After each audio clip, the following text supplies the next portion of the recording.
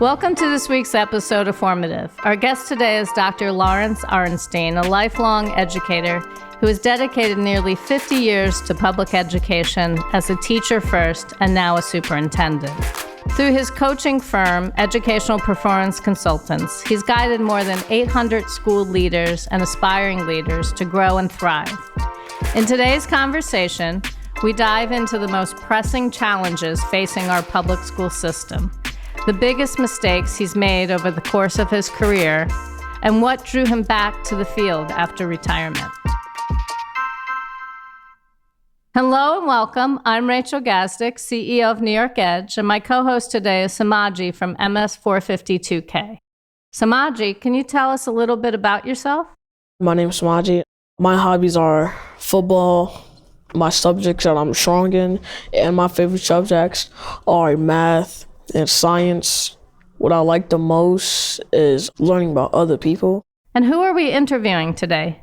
Today I'm talking to Dr. Laurence Aronstein, and I'm excited to talk to him to understand where he comes from. Dr. Larry, thanks so much for joining us. Semaji, what's your first question? My first question is, can you tell me what your job is so I could get a better understanding of how you work? I'm a superintendent of schools, and I work here in Wyandanch, which is on Long Island.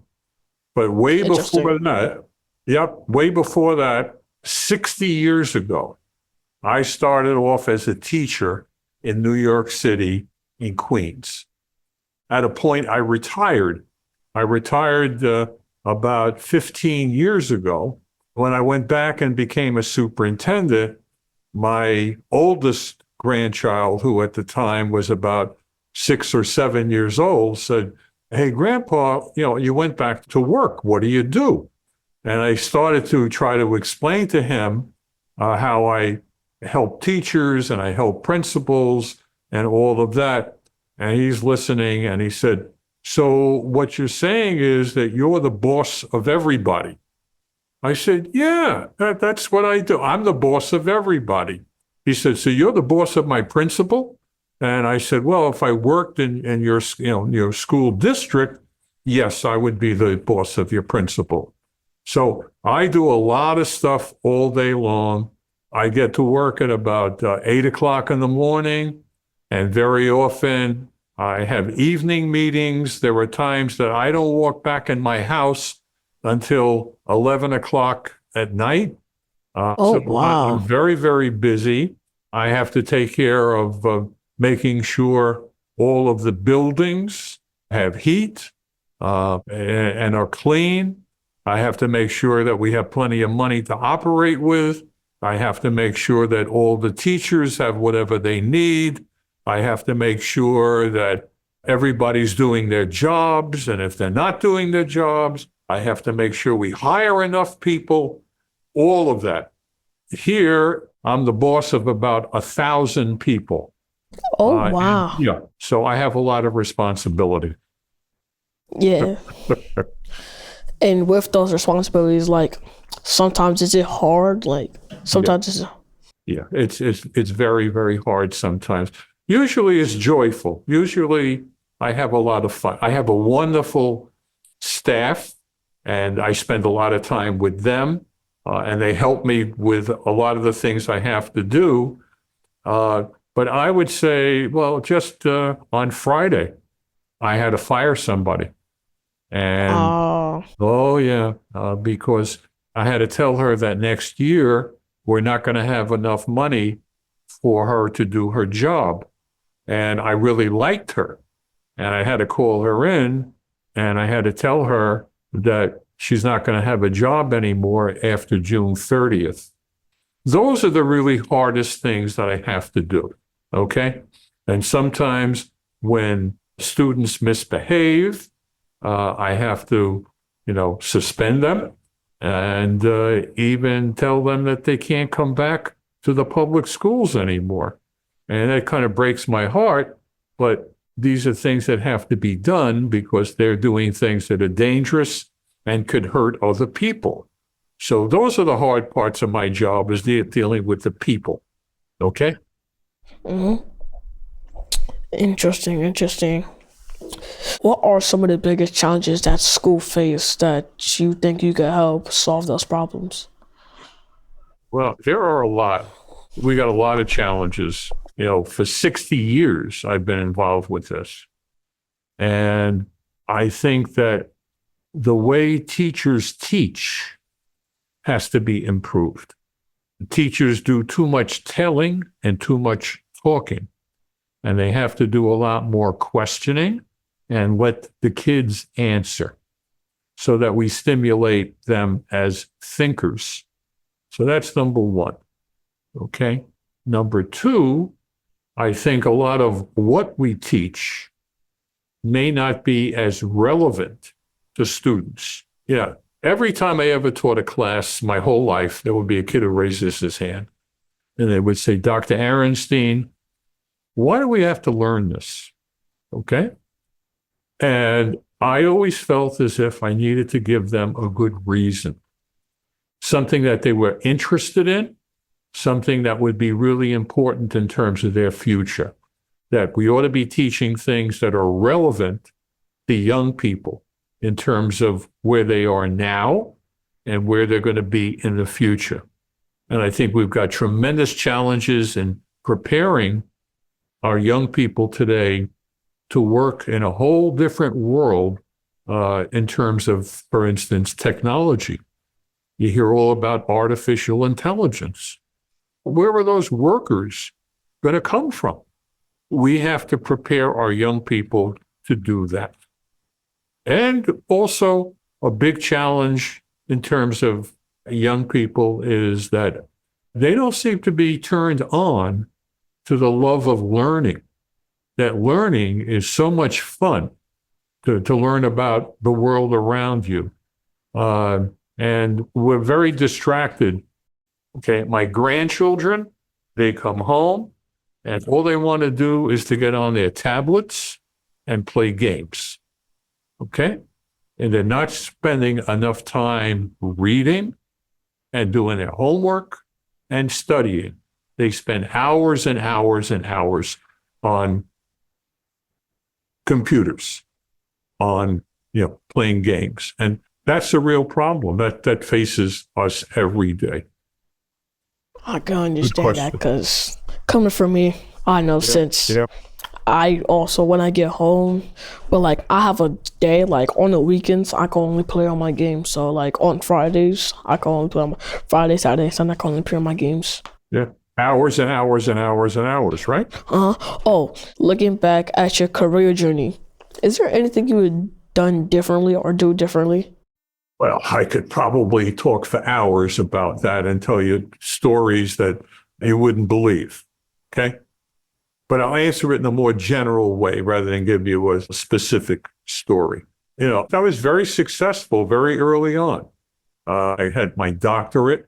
I was 29 years old. I was a college professor when I was 25 years old. Okay. So I had a lot of very early success in terms of my life. And what happens is sometimes you get a little arrogant, which means you get a little full of yourself and you think you're always right. Okay. And you say things like you know everything. You sound like a know-it-all. And I was that guy. And I found out as a result of going through and making some mistakes that, you know what? Sometimes I'm not the smartest guy in the room, and you have to listen to other people and don't be a know-it-all. And that was a very important lesson for me to learn, that I'm far from perfect. I make mistakes all the time. I am human, and I have to listen to the advice and collaborate with other people. So on the job, if there's a problem to be solved, I put my staff around the table with me. I lay out what the problem is, and they all have ideas. And a lot of times their ideas are better than my ideas. So that's what I've learned. Not to be arrogant, not to be a know-it-all, but listen to what other people have to say. Open up your ears. That's really important.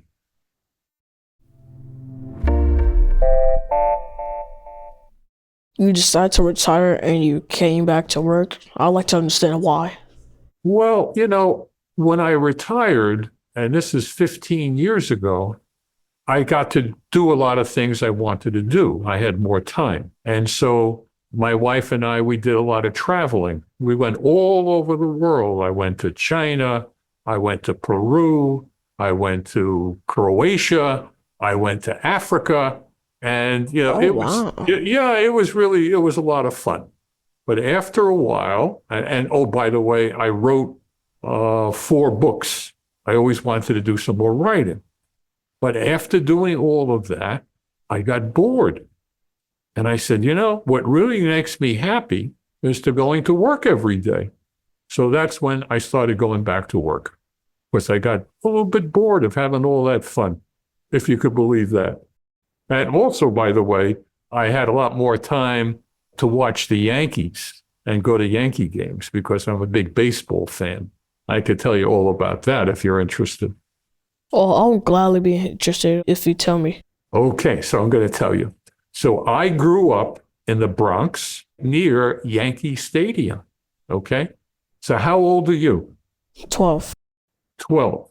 So when I was like 10 years old, up until I was about 14 years old, I collected autographs of the baseball players. So every day, almost every day, I would go to Yankee Stadium, either before a night game or after a day game, and I would get their autographs.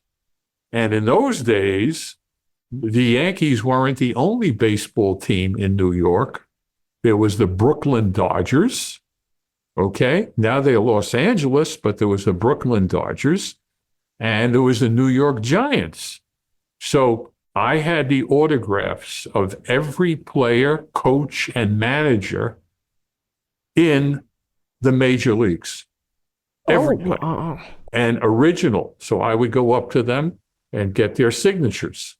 And I had a lot of other tricks that I would use in order to get their signatures. Okay? We would go on the subway, and I would go with my friends, and we were like 10 years old. And I would call the newspaper, like the Daily News, okay? And I would say, try to make my voice sound like an adult. So I would say, could I speak to the sport desk, please? So somebody would get on the phone, and I would say, I understand that the Philadelphia Phillies are in town. Do you know what hotel they're staying in? And he would say, yeah, they're staying in the New Yorker Hotel, or they're staying in the Commodore Hotel. But these are real hotels that years ago were in the city. And so my friends and I would go down to the hotel, take the subway, no adults, just us. And we would go to the hotel and stand outside the hotel. And when the players would come out for breakfast or to go to church on Sunday, we would get their signatures, their autographs. So I had all kinds of stories about meeting all of, people today. They're in the Hall of Fame, and a lot of them are, have passed, they've died. And I had all of their autographs back in the day. So I learned a lot of skills as a result of when I was a kid and an autograph collector. You're bringing up, some really wonderful memories for me. did you want to be a baseball player when you grew up? No, I really wasn't such a good athlete. So I knew I wasn't going to be a baseball player. Back in those days, if you had asked me what I wanted to be, I would have said that I wanted to be a lawyer because, as you could probably tell, I'm a really good talker, okay? And even as a kid, I was a good talker. And my mother would say, you would be a wonderful lawyer. And so I thought about that. And then later on, when I got to high school, and I was a pretty good student in high school, especially in science and math. And Same here. Yeah, there you go. So then I decided, I'm going to be a doctor. Well, that didn't quite work out for me because I came from a very poor family and we didn't have enough money for me to go to medical school. And my father said, I'm sorry, but I don't have the money to help you. So I said, that's fine. I said, I'll become a teacher. So I became a teacher in New York City, and I was a science teacher. I started off as an 8th grade science teacher, and then I taught 7th grade and 6th grade. And then I became a college professor.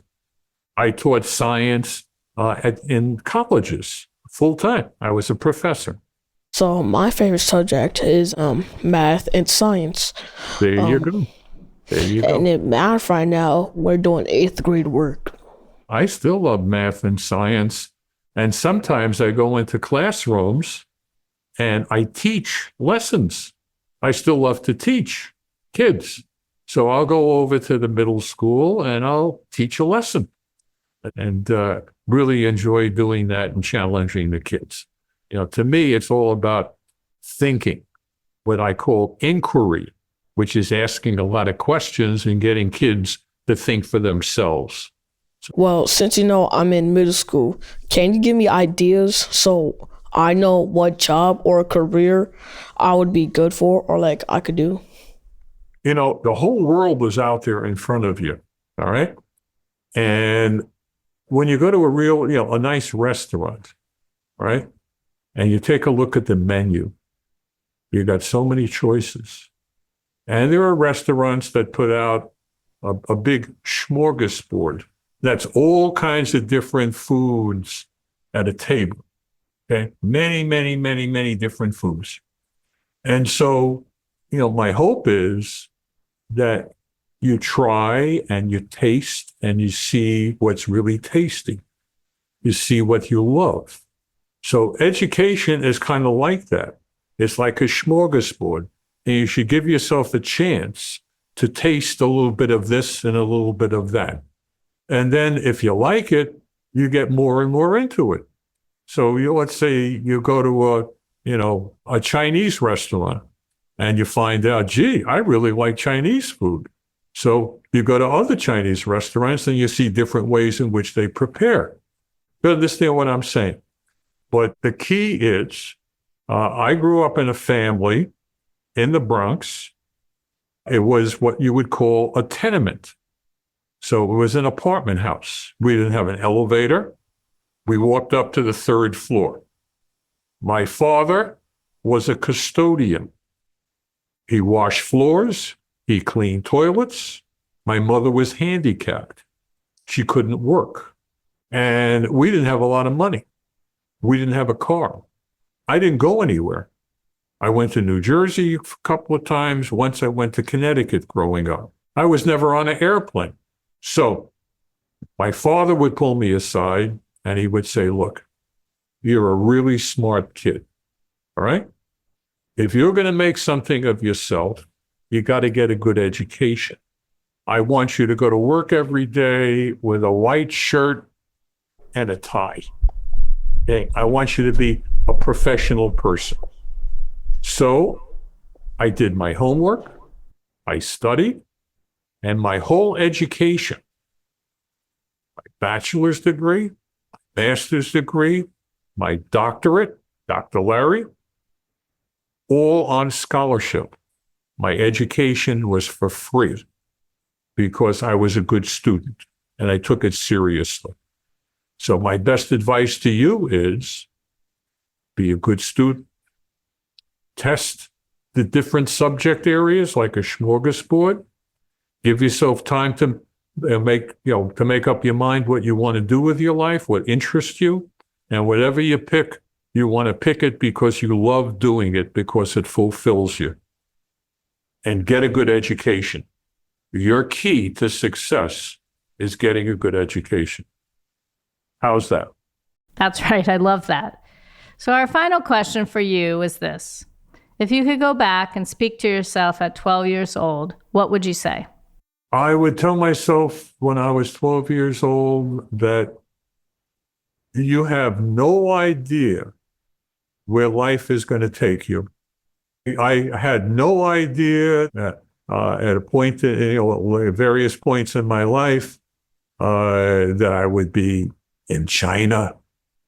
I remember getting off the plane and I said to myself, I'm in China. I'm halfway around the world. Okay. I never thought I would be in Africa on a safari. Larry Aronstein from the Bronx. Okay. I never thought where I would wind up in the experiences that I've had. I didn't have enough imagination when I was 12 years old to even imagine what life had in store for me. And now I'm 82 years old and I'm healthy and I'm vigorous and I got my wits about me. And I never imagined I'd still be working at this age and being as productive as I am. So that's my 12-year-old. He didn't know anything about those things. Thanks so much. It's been such a pleasure getting to hear your story. My pleasure. Be well. Thanks for listening to Formative, a production of New York Edge. I'm your host, Rachel Gazdick. Our production partner for this series is Citizen Racecar. This episode was produced by Haja Adas, post-production by Alex Brower, original music by Garrett Tiedemann. Thanks to the whole team at New York Edge for making this series possible. Never miss an episode by subscribing to the series at newyorkedge.org/formative or wherever you get your podcasts.